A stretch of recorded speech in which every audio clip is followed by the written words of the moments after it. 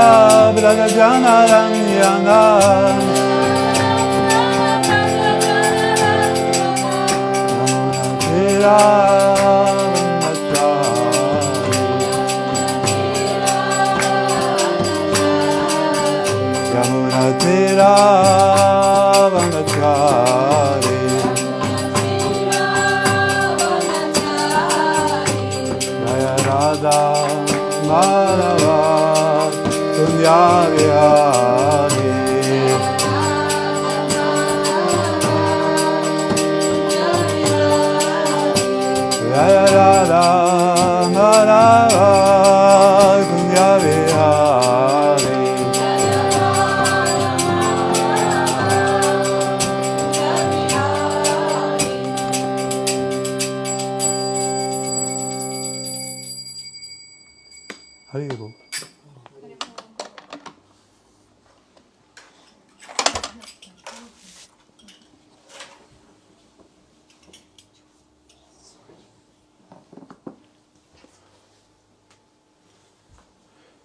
Maybe you come a little closer so you can see the screen. Hare Krishna.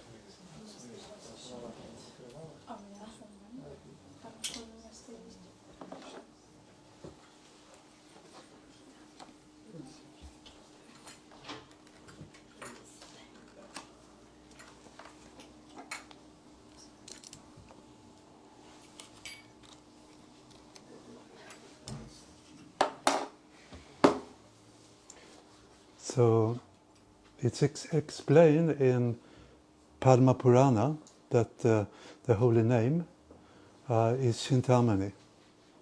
Nama Chintamani Krishnas Chaitanya Rasa Vigraha Purna Shuddha Nitya Mukta Binatvam Name Namino. So that means Chintamani means that the holy name, the Hare Krishna mantra, it's transcendental blissful, and it's bestower all transcendental benedictions, because it's Krishna himself. And Chaitanya Rasa Vigraha means it's a bestower of all transcendental mellows. So Krishna is the supreme person, the most attractive person. So Chaitanya Rasa Vigraha means he's a source of all transcendental mellows. And it's explained he's Purna. Do you know what that means, Purna? Whole, complete. Yes, complete, whole. He's full, complete in himself. Shuddha, Pure. pure. Nitya Mukta, Eternal. liberated. Binatvam Name Namino. That means there is no difference between the Lord or the name and the one who possesses name. So the holy name is absolute. So it's from Padma Purana. Here you see from Bhagavad Gita, Yagyanam Japa Yagyusmi. Yesterday we also recited this verse, and it's from the 10th chapter you see in Bhagavad Gita, text 25. So Krishna is explaining about that of all sacrifices, so I'm the chanting of the holy name. I'm the holy name and Japa, that means Japa. So there are so many sacrifices. But Krishna says of all the sacrifices, I'm the chanting of the holy name. So it's the essence of all yagyas actually. So it's so important. And Prabhupada said chanting is the most powerful way to become Krishna conscious. It's the Yuga Dharma, as we know, it's a specific method for this age to purify our hearts and become Krishna conscious. And we also spoke about, or this is interesting, how Prabhupada said 90% of our spiritual advancement depends on the quality of our chanting. 90%. That's quite remarkable, isn't it? So we spoke about this yesterday, that we should, this is actually the most important service we have, the chanting of the holy name. So 90% one can meditate on that. Because we are endeavoring in many different ways to please Krishna, please Prabhupada, become purified, become more advanced. But here 90% is coming from the chanting. So something about lip deep and heart deep chanting, it's coming from Srila Bhaktisiddhanta Maharaj, Srila Prabhupada's spiritual master. And he said that the holy name, it's coming from Goloka Vrindavan, it's coming from the spiritual world, And via the Spirit Master, by the mercy of the Spirit Master, it enters our ear, the holy name, the sound vibration. And from the ear, it should go to the heart. And from the heart, it should go to the tongue or the lips. So then, that's a proper way how to receive the holy name, Bhaktisiddhanta Maharaj said. And but sometimes, he said, the holy name comes into the ear and it goes to the lips. And then he said, if it does not go to the heart, it becomes mechanical. So the heart means feelings for desire to please the Lord, to take shelter of the Lord. So this feeling is coming from the expression from the heart. So it's so important that it does not become something mechanical, ritualistic, but actually be feeling it also. So then it's coming out purely, the holy name.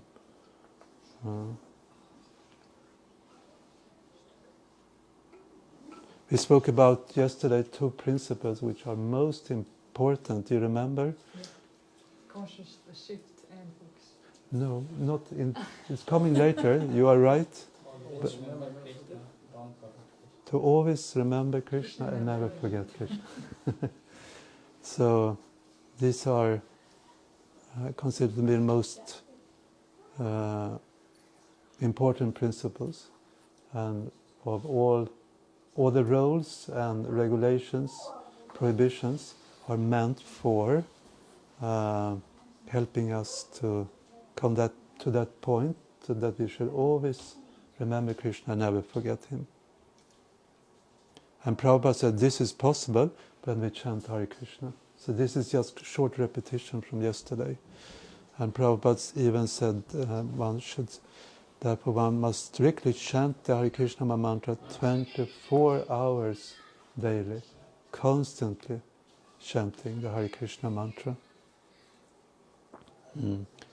And in the purport there, Prabhupada says this very profound, important sentence: of all the regulative principles, the spiritual master's order to chant at least 16 rounds is the most essential. So again, it's the most important thing we are doing. This is a famous verse also. You see, quoted in Chaitanya Charitamrita, Adilila 17:21. So we can chant together.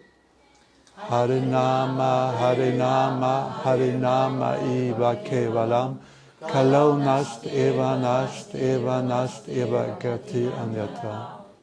Someone knows the translation of this verse? I think it is, there is no other way, there is no other way, there is no other way than chanting of the holy name, chanting of the holy name, chanting of the holy name. Very good. So we see here. Can you read? In this age of Kali Yuga, there is no other means, no other means for self-realization than chanting the holy name, chanting the holy name, chanting the holy name of Lord Hari. Haribo. So it's a very powerful verse, and Mahaprabhu himself is speaking.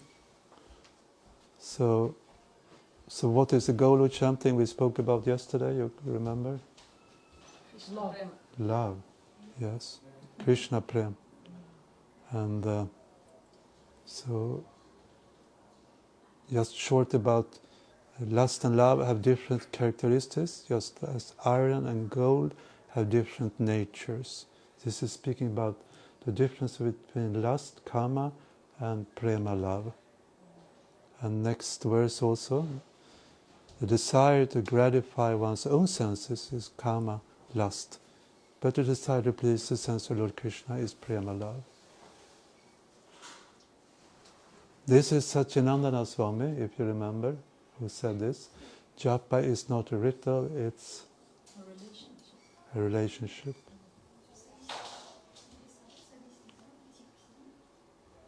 And Prabhupada said, Dimitri, Prabhu, can you please read? We cannot become fully Krishna conscious without chanting good quality rounds daily. So that's directly a quote from Prabhupada. Quality rounds. So we should really strive for quality rounds. And now we come to this before Japa, Yeah. to make Conscious shift and to be focused on it. and to be focused.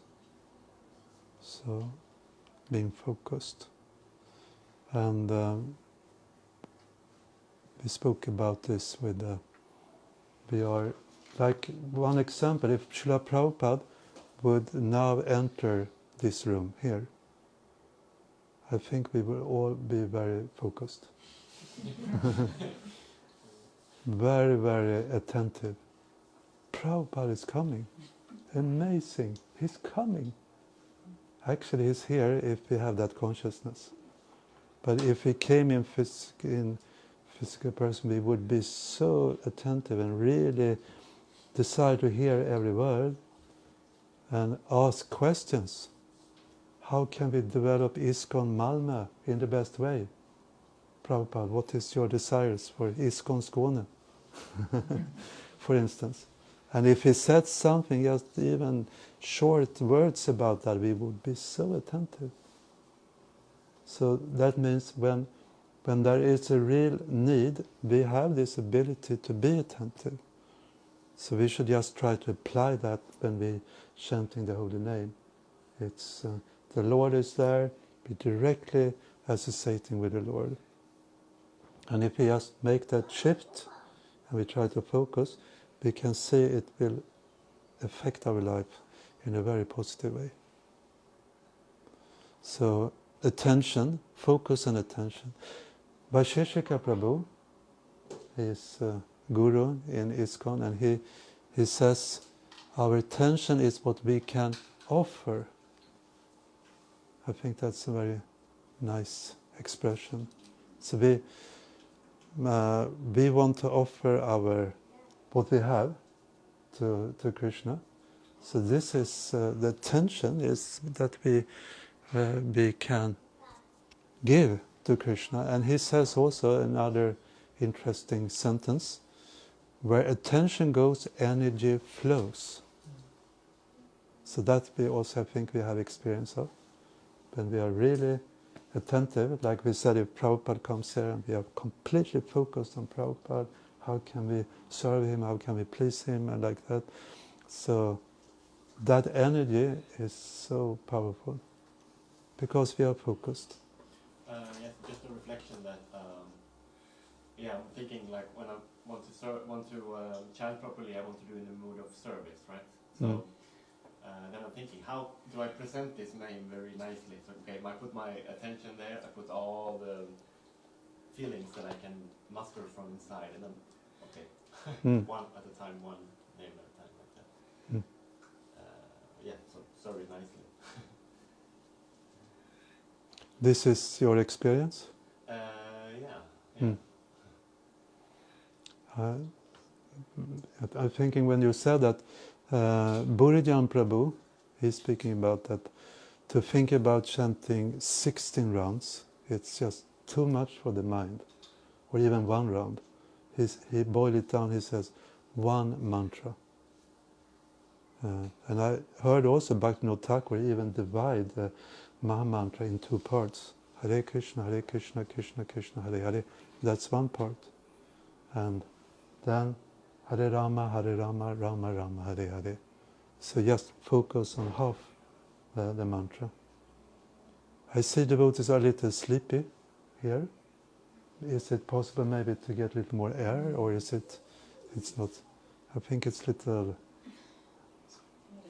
have to do with the air also.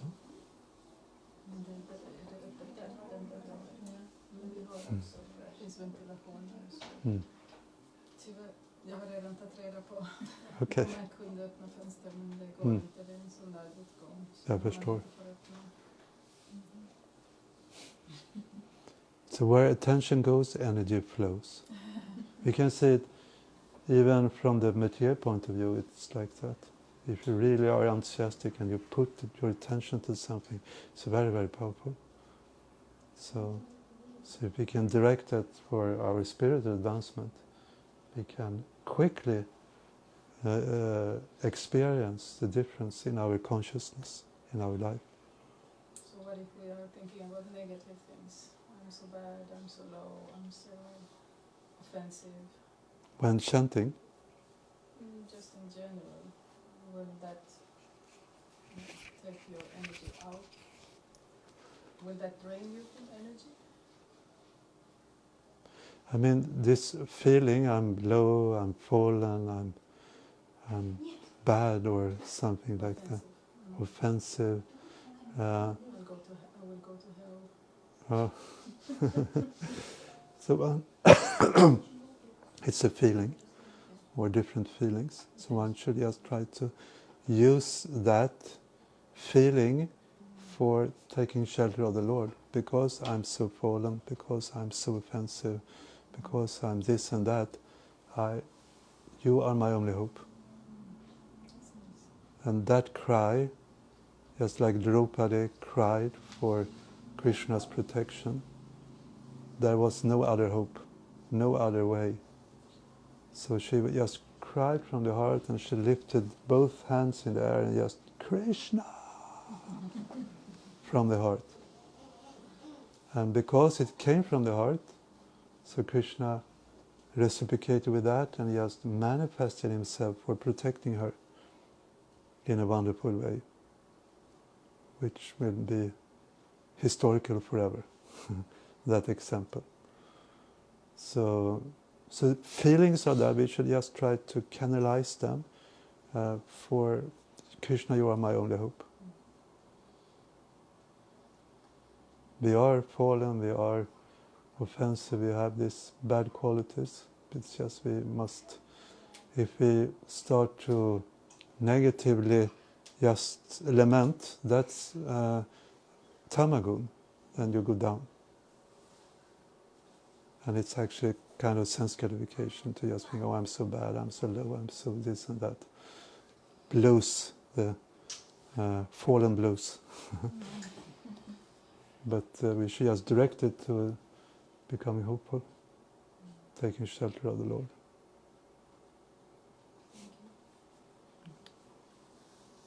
So, and we quoted this from Kali Santalan Upanishad. Narada Muni is asking this very important question to Krishna, that how can the fallen souls in Kali Yuga be delivered?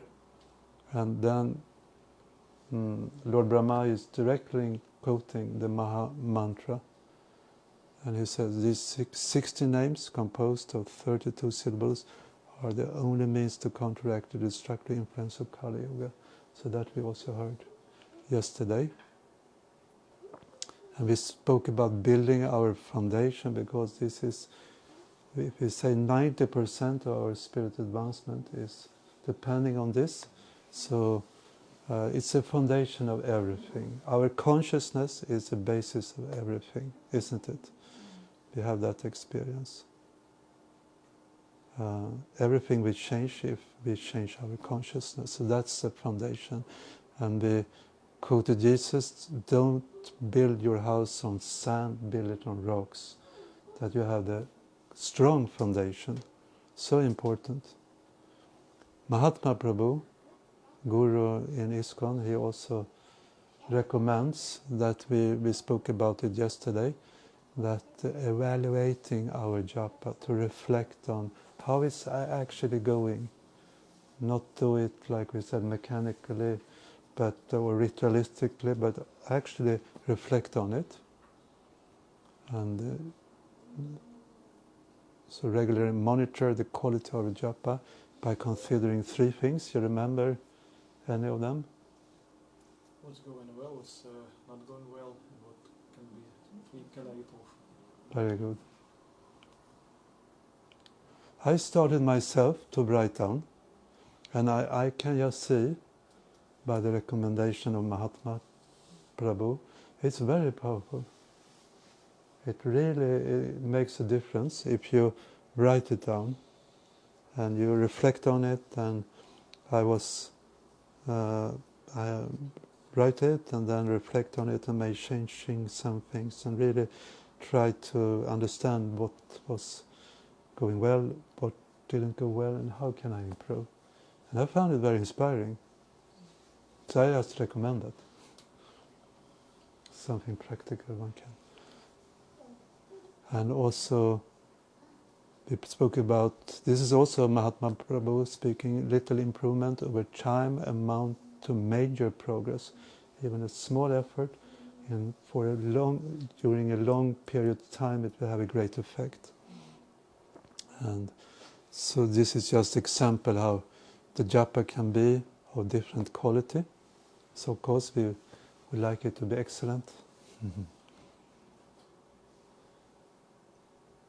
And trying to improve. You remember something from that?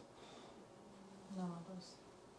Yes. You are chanting Namabas. Very good. Yes. Trying to improve. And you remember the example? Yes, with I don't remember who the devotee was, but that he had so much to do, so he felt he was distracted while chanting, but he wanted to improve. So I asked Prabhupada, how can I get less offensive? And Prabhupada asked him if he was really trying to do better, and he said yes, and then he said it was not offensive. Yeah. So it's so important one trying to improve. And Divakesha, can you read? The difference between offensive chanting and the clearing stage is the effort you make to improve. When you make your best effort, you are at least on the clearing stage. Shuddhanam, the pure chanting, that means you simply do it out of love for Krishna. That's your whole purpose, is just to please Krishna by your chanting. That's Shuddhanam. So we should strive for that. Mahatma Prabhu, I remember he said that every mantra one should think like this. Next mantra should be Shuddhanam. To do it for Krishna's pleasure. But of course we are not on that level, but just trying, endeavoring for hearing, focusing, that then we are on the clearing stage. Since we are creatures of habit, we have a specific japa habit. So this is natural. We have habits in everything, actually, what we are doing in our daily life. Mangalavati, can you please read? Improving japa entails creating new and improved japa habits, thus making good japa our norm. So how to develop a good habit? Like also this example, if you have a thread, very thin thread, and you just add every day, even it's very, very thin, you hardly see it, but if you every day add thin thread, it becomes like a rope, and if you continue, it becomes unbreakable. So that's how we can change habits. From old to new habits. So it's possible.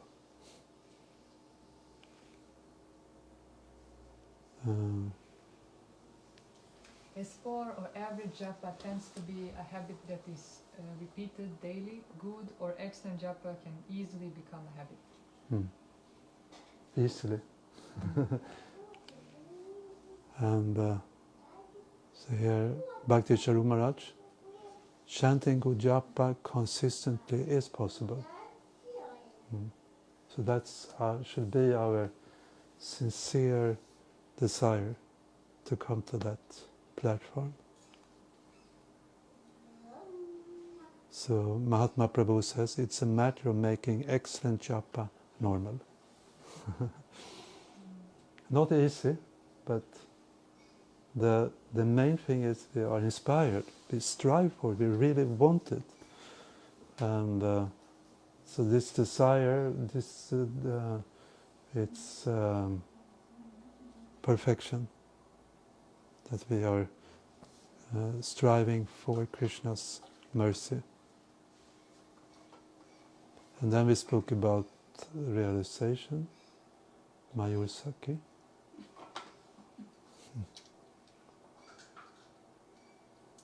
Note that all realizations will not necessarily be positive. Sometimes you might simply realize how difficult it is to change. Hmm.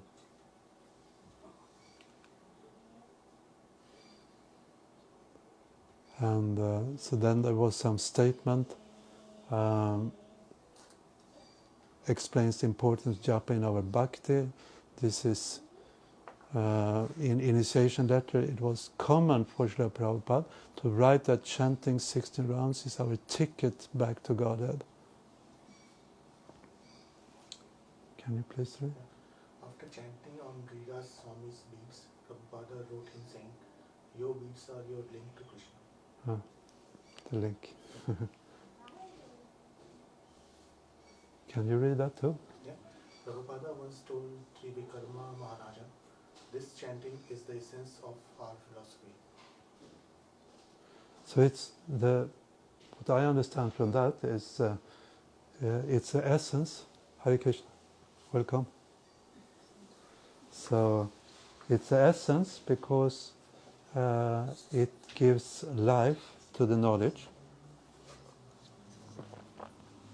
I think we have the experience when we sometimes chant better rounds, and after that we open a book, that it's sometimes we are amazed how it's so interesting.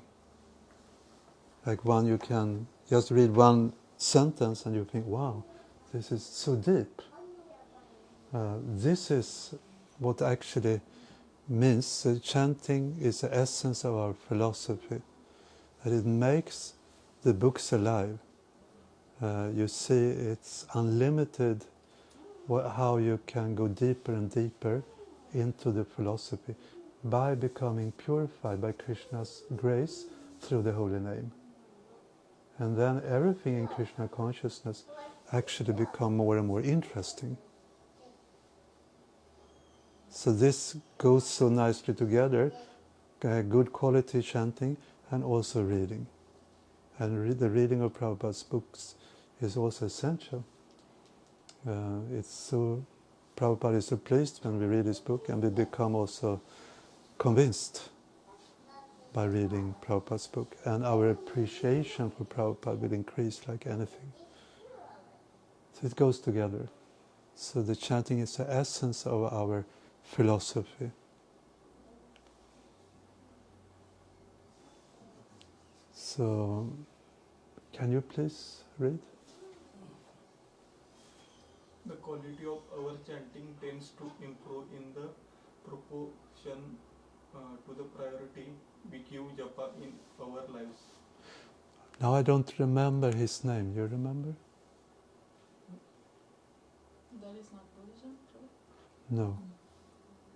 He's also ISKCON guru. I just forgot now. Ivakesha, you don't remember? Sankarshan Prabhu.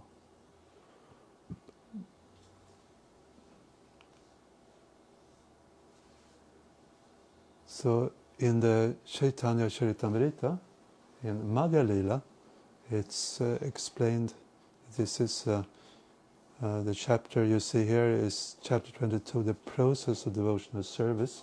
Sri Chaitanya Mahaprabhu himself is explaining about pure devotional service.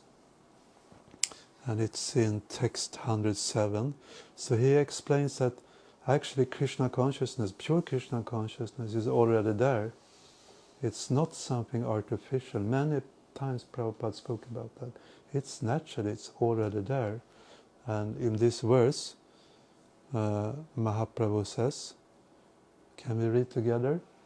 Nitya Siddha Krishna Prema Sadhuka Benoy Shravanadi Shuddha Chitte Kare Odoy.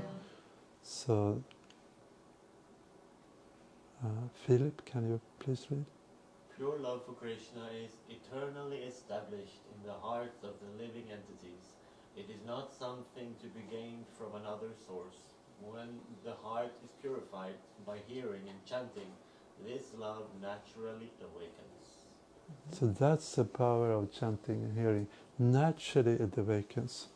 It's not something artificial. I remember Prabhupada gives this example with a baby who cannot walk.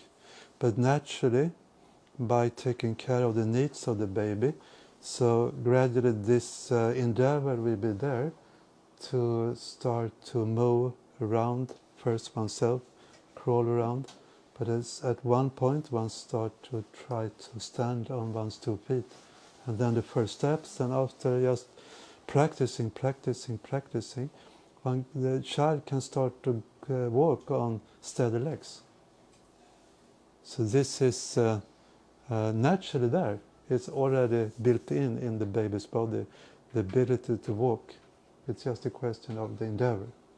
So in a similar way, by hearing and chanting, this naturally will manifest.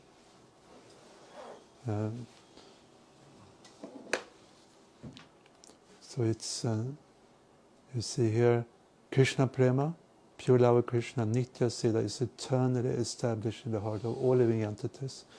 And so Shravanadi, Shruti, by chanting, the heart is purified, and this pure love will naturally awakens. However, it does require work to change our habits.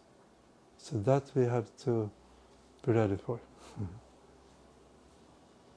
And, I mean, it's something what my Shiksha Guru used to say, that it takes 40 days, but you have to practice continually to get rid of some habit. So 40 days. 40 days? Yeah. Yes. So it's some strong determination has to be there, in other words. 40 days. With your mentor, or if someone has to take a look on you how you do it. Otherwise, if you do it by your own, it's not going to work. You have to have a mentor. And if continuously you are able to do for 40 days, 40 you days. tend to continue for So that's right. Yeah. For the rest of the life. Yeah. If you maintain that, then I think yes, that is part of your lifestyle. So that's a hard work. That's hard work. First 40 days. That's why we need somebody to monitor and guide and support. Support. whatever it is.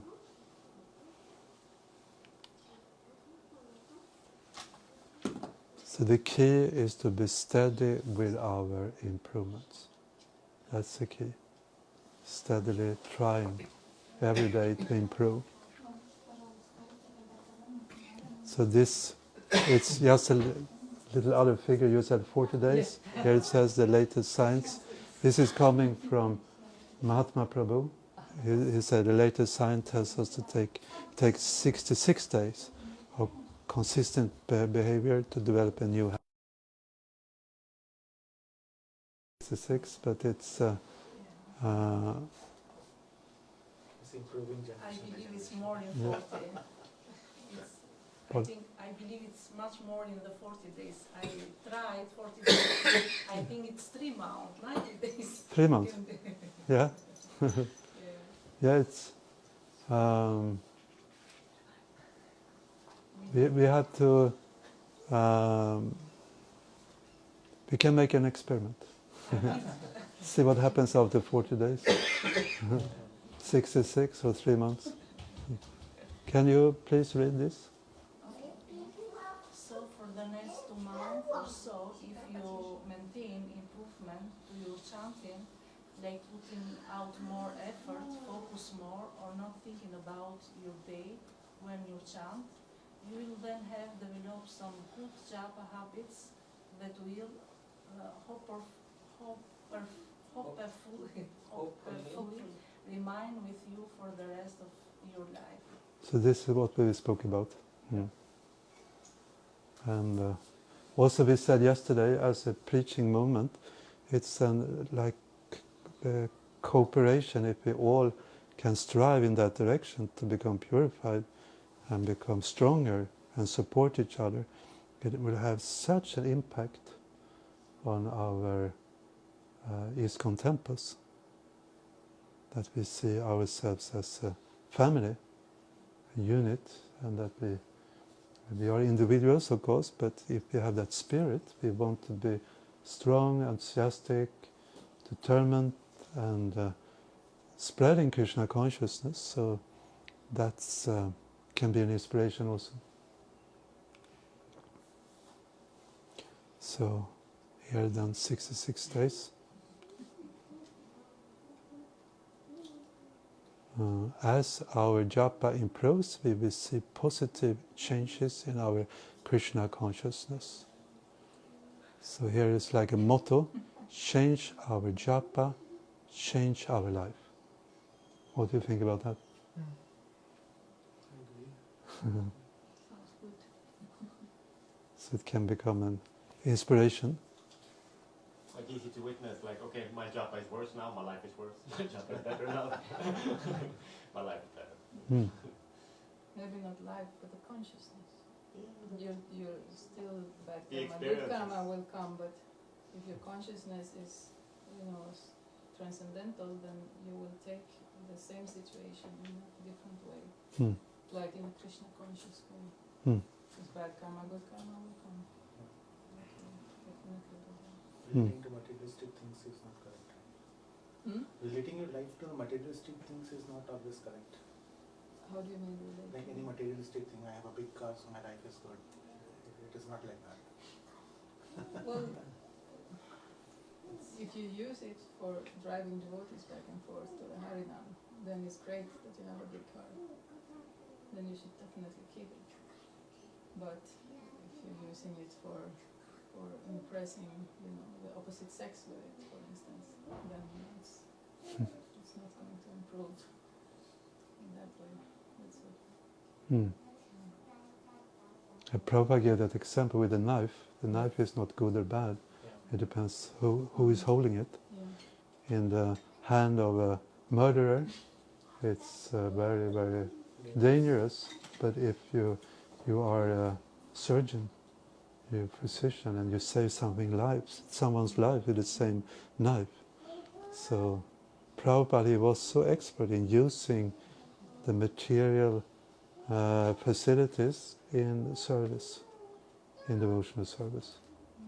So that's a wonderful example. Yeah, because I think sometimes when we are new in spiritual life, then we think that material energy is bad. But actually the material energy belongs to Krishna. And when we use it for Krishna, then we have connected, then that's yoga. We have connected it with Krishna. Right. And then in your consciousness, everything happens in your consciousness. Okay. I agree to that. I was referring to that example where he was saying that my life is not good, so my life is not good. So my life is not dependent on what things I have. How best I'm utilizing it is good, but I should not relate my life with what physical belongings I have. How I'm related to God is something which I feel is like more important. Hmm. There are philosophies. Yeah. There are philosophies which say that if you're materially successful, then God is favoring you. Hmm. There are Christian groups like that. Yes. Yeah. But sometimes we hear that whatever we have done in the last birth is what is coming to us. So if I'm doing something good now, is something which I'm going to get in the next birth, right? So whatever is coming in this is something based on what I have done previously. So my life can be bad here in terms of materialistic things. Still I have to inculcate good habits and devote time to devotees or like in the Krishna consciousness to make my next life better. I actually find it a common misunderstanding. Like I give lectures in school, in high schools in Sweden, and it's quite common that they don't understand naturally that you see opulences in ISKCON, nice temples or the Mayapur project and like that, enormously a lot of money which is being spent, and they think isn't this materialistic? Yeah. So one has to explain it in the. I probably give the example of also the iron rod. If you hold it into fire, then it becomes fire. Yeah. It becomes like fire. So we can spiritualize. It's actually mystical how we can spiritualize things just by using them in Krishna service. So then it becomes very practical. You can live in this world surrounded by all kinds of sense objects and just being detached. Just joyfully use it with Krishna's in Krishna's service. So it's so practical, Bhakti Yoga. Because the thing is that we are supposed to do a sacrifice, but if you don't have anything to offer, if you don't have any results, then what are you going to offer? So that's Bhagavad Gita, chapter 3, Karma Yoga. One starts there, then then transcendental knowledge, chapter 4, so like that, going upwards. But first you need something to offer. Prosperity in Krishna conscious. Be prosper in Krishna conscious. Prosperity In Krishna, in the consciousness. Now something about subconscious thoughts. Again, it's Mahatma Prabhu who speaks about that. I found it interesting. Some things that we are not always aware of, and like there are also subconscious habitual thoughts that affect our chanting. And what is that? Can you read? One subconscious mantra that we might chant when we begin our japa is, oh no, 16 rounds. As we read the Dread, like as we read the dread. Fear. This means fear. As we read the dread of authority of having to control our minds for 2 hours. So that can be very subtly there. That is, you feel it's a burden. So one should be aware of that. And Another similar subconscious mantra that tends to flow through our japa is, when is this going to be over? sometimes It's one true. is looking on the watch and one knows, oh, I have to do this and I have to do that. Okay. I get into that sometimes. You maybe too have some experience of that. So one should be just careful with these things. So Mahatma Prabhu says we need to eliminate these and other similar mantras from our habitual subconscious thinking. But it's again this with endeavor. If you endeavor a little and you become to the clearing stage, then this is becoming much less. Because you have a taste, but when you are on the Namaparad platform, it easily becomes a burden, more or less. So we have to be conscious of that. Write down the realizations we get this week by applying these practices to our japa. Like I said, just for my own sake, I started to write it down and I find it very helpful for supporting ourselves to make improvement, to see that we are advancing in spiritual life. Now something about be present, be here and now, as one say.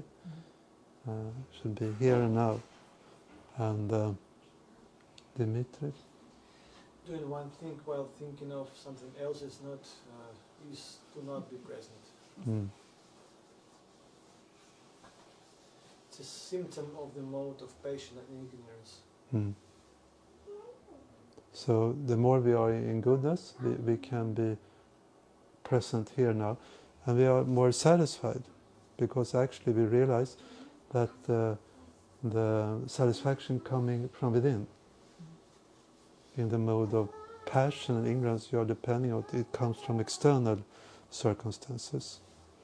So May I add something? Prabhu. Yes. I can share my experience. Yes. The first step to be in the present moment is to be focused on our breath. Mm. And then when you deep breathe, okay, I'm in the present, now I can chant the japa and do it many times. Like Yeah. first focus on It breathing. helps you. Yes, because we cannot breathe in the past, we cannot breathe in the future, we Mm. breathe now. Okay, that's interesting. So you're practicing that Yes, before japa? yes, when the mind is going away. How long you do this breathing? Maybe 3 seconds, just to 2-3 seconds yes, just only. okay, focus on breath, and then Okay. if mind goes away, then okay, focus on breath. Mm. It helps a lot. I can see Smita Krishna Swami, for instance. He does it in the temple before chanting japa sometimes. This pranayama, Nadishadam. and to be more peaceful, focused, like that. So. 6 Goswamis were also doing Yes. pranayamas before chanting the Gayatri Mantra. Ah, interesting. Interesting, Prabhupada said also you have to drink before you chant Gayatri. Drink before you chant Gayatri. I think it brings you to the mode of goodness also. Ah, What I really do, I bring myself in the condition I am like in peace with myself. After I start and do the practice, if I am there, I not start. Bring myself in this position where I can be with the japa. After I do it.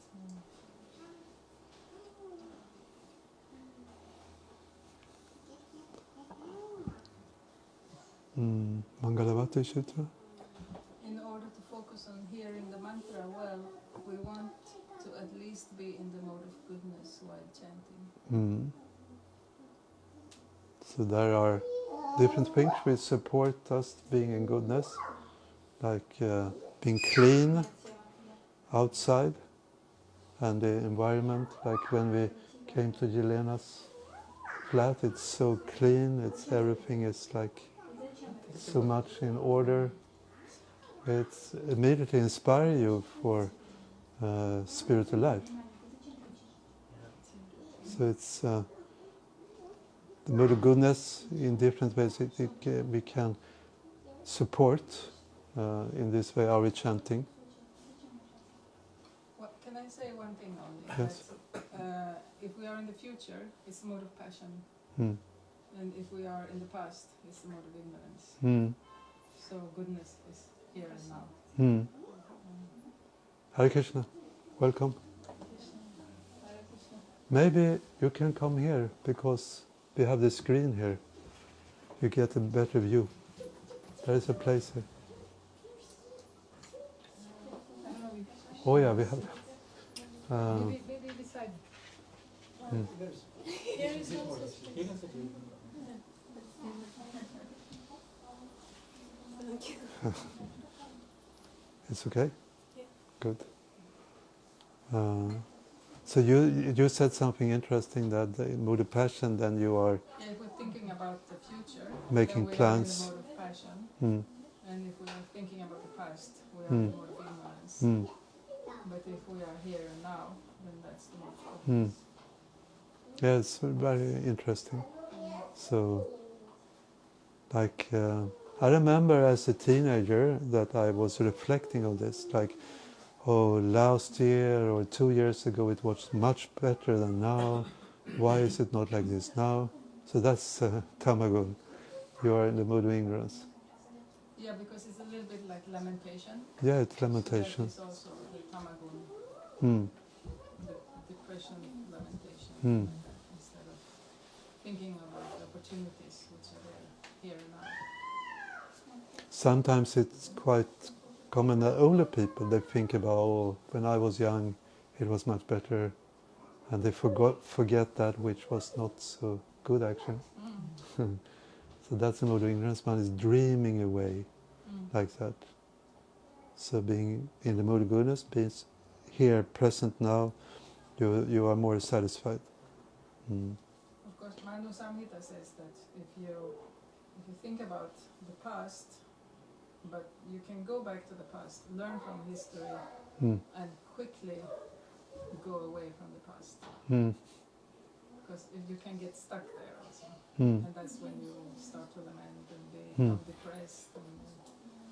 But if you just quickly learn, okay, I did this mistake and I can do it in another way to avoid it, and then you just quickly move on. Interesting. Krishna says in Bhagavad Gita that mood of goodness being purer than the others, it's illuminating and it's also freeing one from sinful reactions. And the result of this mode are happiness and what more? Happiness and knowledge. One have the feeling of satisfaction actually. That's a mood of goodness. So lamentation is ignorance, and if you have in passion you're making so many plans, working so hard to try to enjoy the fruits of one's activities. I remember Prabhu Madhavati said on one lecture that if we are too much in Rajaguna, then we will go down to Tamaguna. But we have to hold balance. Rajaguna has to bring us to the Sattva-guna, and then up. Yeah. And like in society, that's why, like the leaders, the kshatriyas, they are supposed to, they have to be in passion also for protection and action. Things has to be executed, things have to be done. So when they are connected with the brahmanas in the mood of goodness, this combination is very auspicious, because then they get the advice, the direction of the brahmanas, so that keep them in the right direction, so the passion doesn't just goes too far. So in this way the protection is there. Who was supposed to read here? It's common while chanting to think about what happened yesterday, what will happen later today, or what is bothering you, and thus not be present to your japa. I remember Ravindra Swarup Prabhu said that when things comes up in his mind, when he's chanting japa, he said that I'm just depending on Krishna, and don't bother about it now, that it will be, I will remember it later, and by Krishna's grace. But some devotees are more practical. When things are coming up, they also maybe write it down, or they speak it in on the telephone or something like that. Do you have some experience of this? When things are coming up, oh, this is important, I should not forget this. Yeah, I usually write it on paper. Yeah. If mine is too stubborn. Is it good? Yeah, really good. It helps a lot. You get it down and then you can let it go. Otherwise it easily comes back. After a few minutes, same thing again. It's usually about the fear that we will forget. Oh, this is the most important thing. Yeah. I have to write it, and then I write it down, and then it's okay. We have a fear. Oh, we're going to forget this.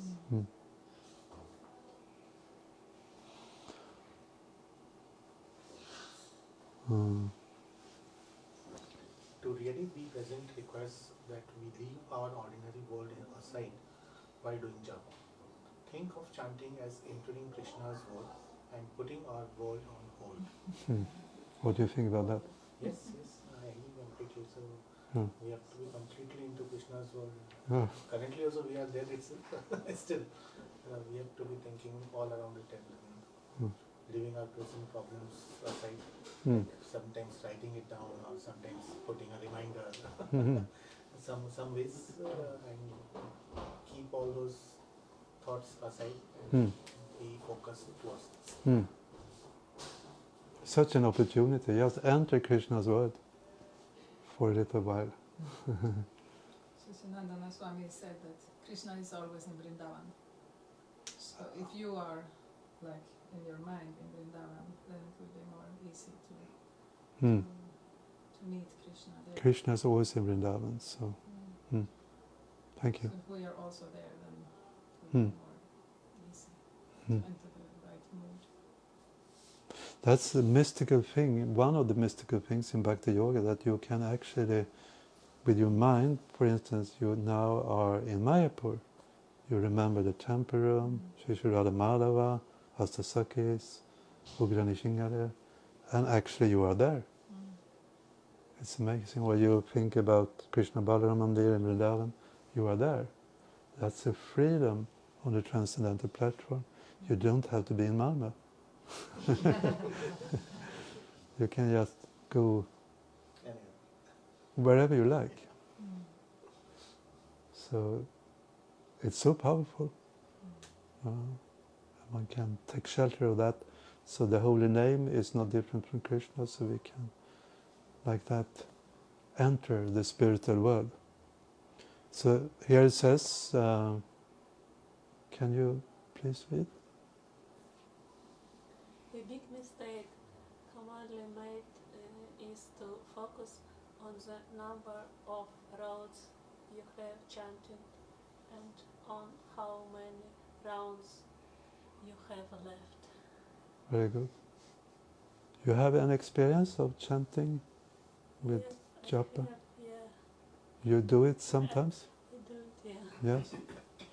You have some experience of counting. Now I chanted so much, and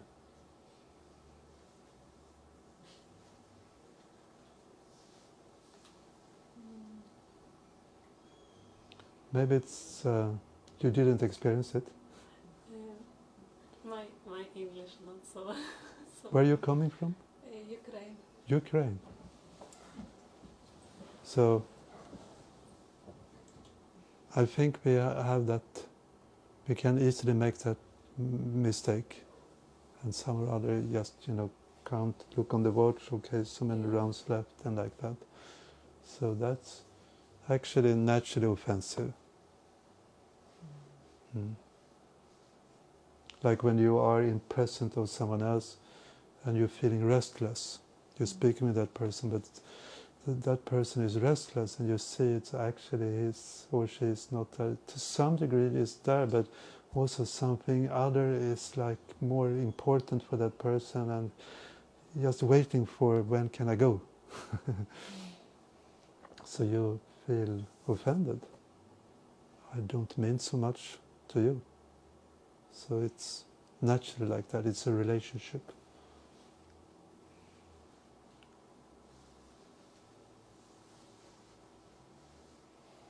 The goal is not to chant your rounds. The goal is to chant quality japa. So one should think like that. And but then, of course, when we are initiated, we take our vows. So, Philip, can you please read? Of course, we have to chant 16 rounds, but if we believe that we are successful simply by the fact that completed our quota, not because we have chanted well, we have made your japa into a ritual. Easily happens. So we have to work on that. I tend to think that this is my quality time with Krishna. Oh. That now I'm going, because Krishna consciousness is about the relationship with Krishna. So if we chant our rounds, thinking that now I will associate with Krishna, Radha Krishna, so then I think that attitude is important. Because all those quotes are about attitude, the right attitude or the wrong attitude towards the japa. So, Can you read this?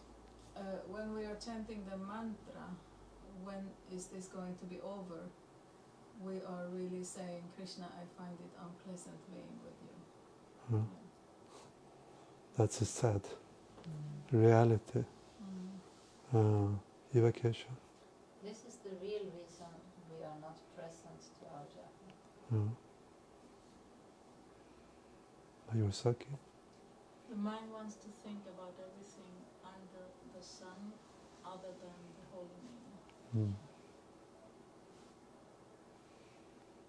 We have been competing with Krishna for so long, it can be difficult to sit with him for a few hours and relish his association in his name.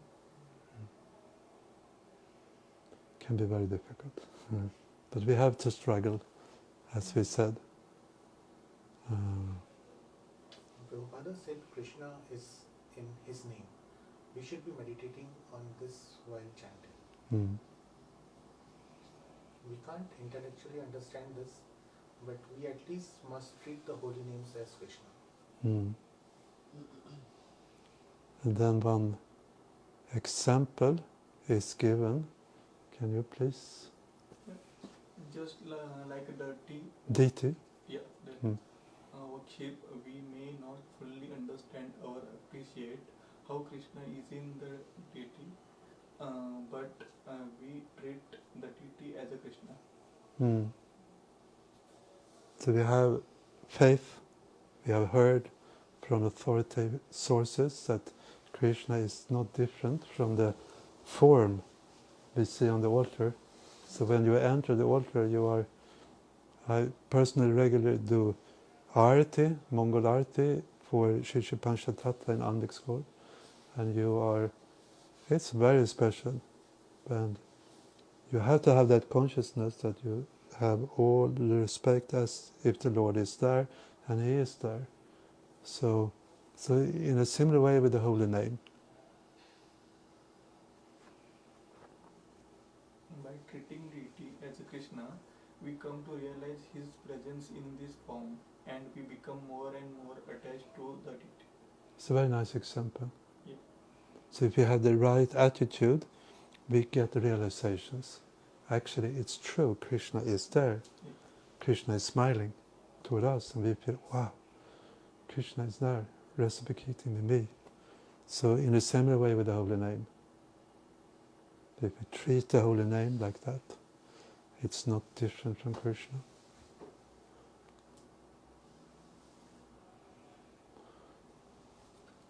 In the same way, if we treat the holy name as Krishna, we come to realize more and more how he is present in his name.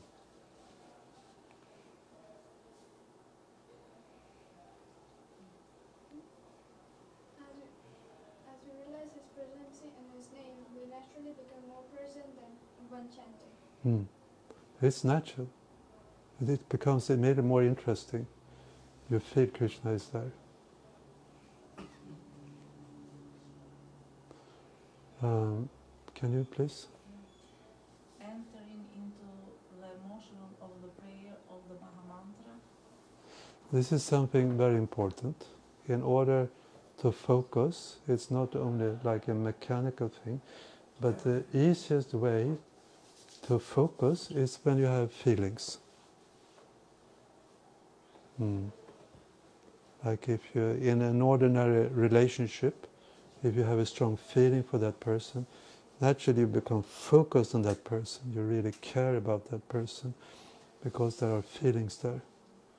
So entering into the motion of a prayer or the Maha Mantra is very important. Is it Shivarama Swami? It's Shivaram Swami.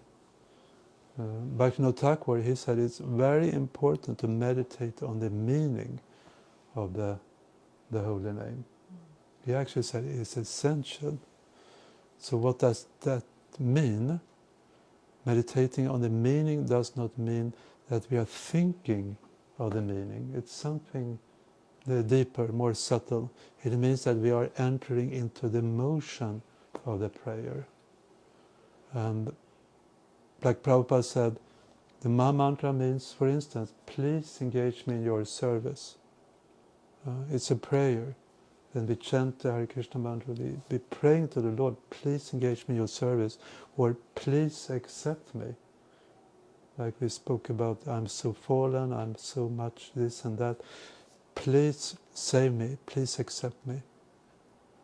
And also Prabhupada said, oh my friend. It's a translation of this prayer. Mukunda Prabhu, Yeah. what does accept mean in English? Accept, acceptera. Aha, okay.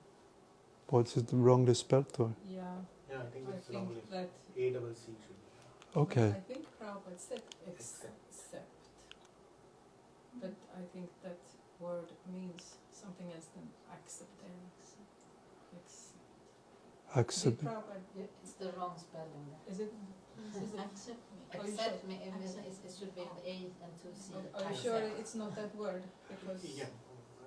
It's acceptera in Swedish. Please accept me. Sorry. Good you pointed out. I will change it. Accept is like not include me, so which is not the meaning for sure. Oh. So it should be ACC, I believe. Oh, my friend.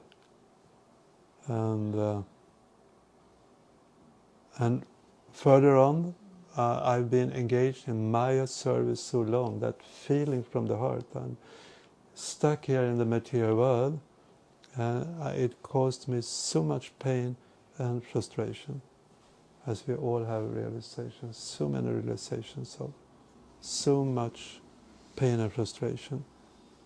So that we should connect with this emotion, Krishna, I want to serve you, with that feeling. So that's like a way to focus. Not only that, try here, try to here, try to here, try to here, but do it with feeling. I find it helpful. And or other desires like I want to be a pure devotee, I really want to be an instrument in my Guru Maharaj's hands, I really want to be a good representative of the Lord. I don't want to be in Maya. Like these emotions, put it into the chanting. Not exactly you're thinking about, but you have this feeling. So this can be used like that. Not only thinking, but feeling it. One should connect like that with the meaning. It's a prayer for service. So it's unlimited deep. This. Then the mantra that is coming out from one's mouth is pure. Then we are actually connecting to the Lord. Then he becomes attracted, he listens. He always listens, but when we are, just like with the child, when it really needs help, when there is some danger, so the mother, the father immediately hear, now it's serious. So many cryings are going on daily if you have a child. But when it really is something dangerous, you hear it immediately on the voice, and you run there. What's going on? What happened? Boom, boom, boom, boom. So Krishna, he immediately sees when we are sincere and we're really crying out like that. Then Krishna is there.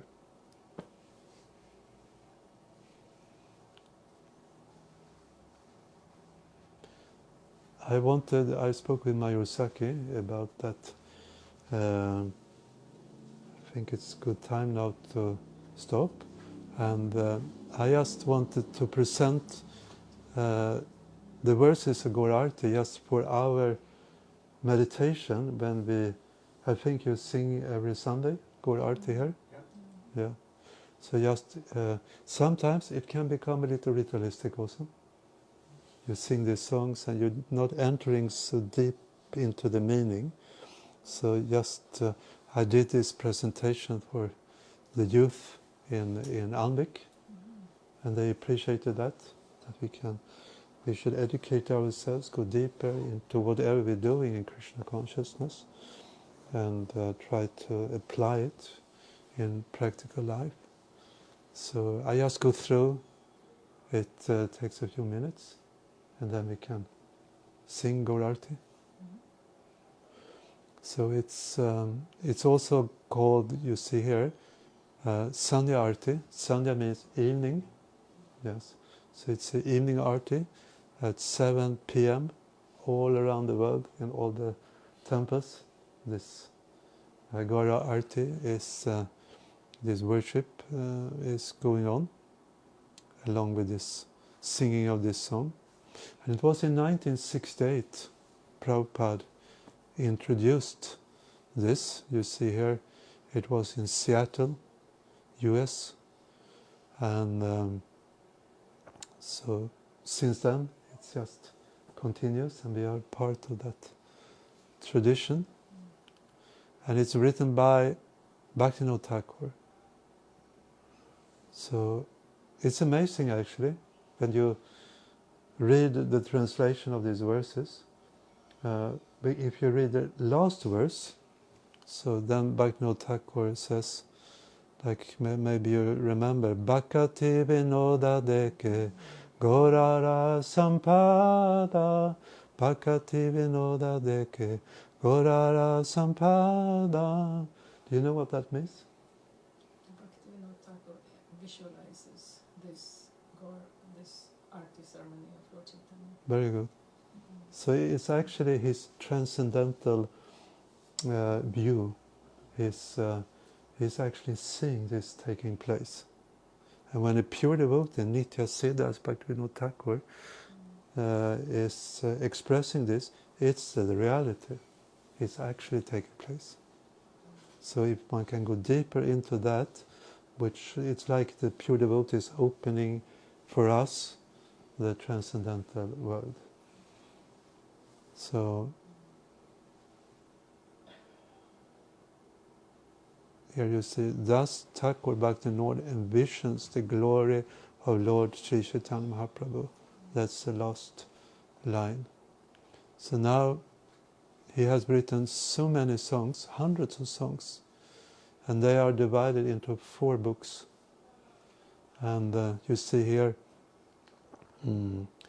Kalayana Kalpataru, Sharanagati, Gitavali, and Gitamala.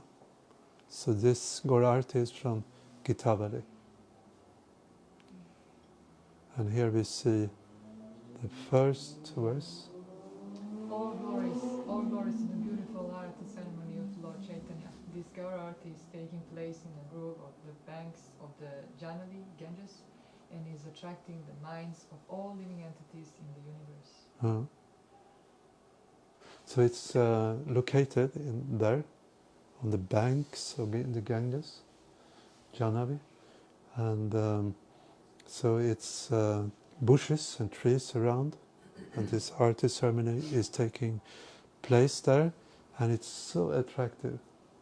So it's attracting the minds of everyone in the whole universe, all those who are devotees. So that's the first, setting the scene. And then the second verse. On Lord Chaitanya's right side is Lord Nityananda, and on his left is Sri Gadadhara. Nearby stands Sri Advaita, and Sri Vasa Thakura is holding an umbrella over Lord Chaitanya's head. Yes. So we can see here. Here is Srivas Thakur. Yeah. He's holding an umbrella. It's one of his services over Lord Chaitanya Mahaprabhu's head. So, as it said, on the left side is Lord Nityananda here. On the Advaita is standing nearby, and Gadadhar, Pandit Srivas are there. So that's explaining what we see. And please read. Lord Chaitanya had sat down on a jeweled throne, and the demigods headed by Lords Brahma performed the Arti ceremony. So it's a jeweled throne, very beautiful asana, and he's sitting there, and he accepts the service of so many demigods are there. Lord Brahma is there, and Lord Brahma, he performs the ceremony. You can see here, I found a photo. He personally here, Lord Brahma, is performing the arati for Lord Chaitanya Mahaprabhu.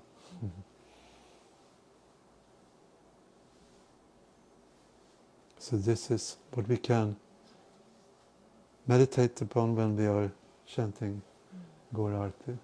The demigods are there, Lord Brahma is there, and everyone is worshipping Lord Chaitanya. Narahari Sarkar and other associates of Lord Chaitanya fan him with kamaras, and devotee headed by the Sanjaya Pandita, Mukunda Datta and Basu Ghosh sing sweet kirtana. So he's describing how devotees are completely absorbed in serving the Lord with so much love and devotion, fanning him with chamaras, and different pure devotees here, they sing sweet kirtan. You see again here this, here is chamara, Narahari Sakar. He's famous for his fanning the Lord, and they're playing the most sweet kirtan. You see here conchos and everyone is just absorbed. Here you see also Brahma, here's Lord Shiva, Narada Muni, Shukadeva Goswami, they're all present.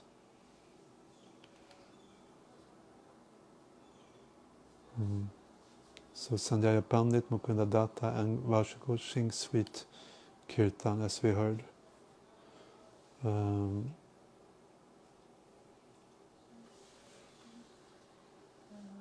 Concerts, bells and karatalas resound, and the mridangas play very sweetly. This kirtana music is supremely sweet and relishable to hear. So we saw this conchal on the painting, and bells, kartas, mridangas play very, very beautifully, sweetly. So it's supremely relishable to hear. This is Gaur Arti.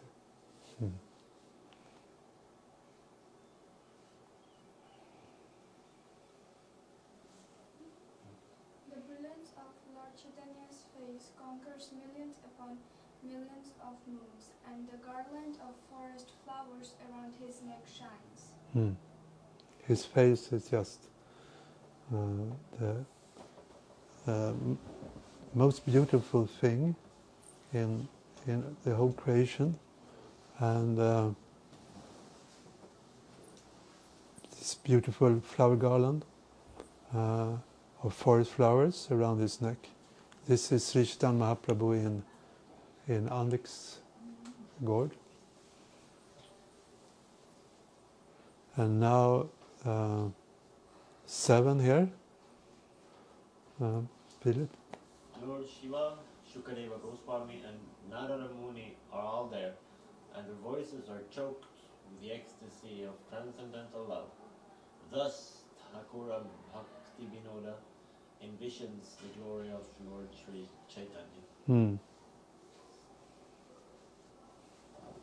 So this is what we started with. He envisions this glory of Lord Chaitanya. Shri Shri Panchatattva ki, Srila Prabhupada ki, Gaura Bhaktarinda ki. Is there any last, some questions, comments, something we can discuss? Thank you for an amazing lecture. Workshop. Seminar. My greatest pleasure to meet you. Have your association. We are also blessed to have you here. Hare Krishna. So now, how we do it? Angalavat is just coming. She's preparing. So we can just stand up and rearrange. After this lecture, everything, nothing is going to be the same as before, because now I have more taste for Gaura. Gaura Arti, okay, very good. my plan is to, do this with all the songs that we regularly sing. So you just can go deeper into it, the meaning.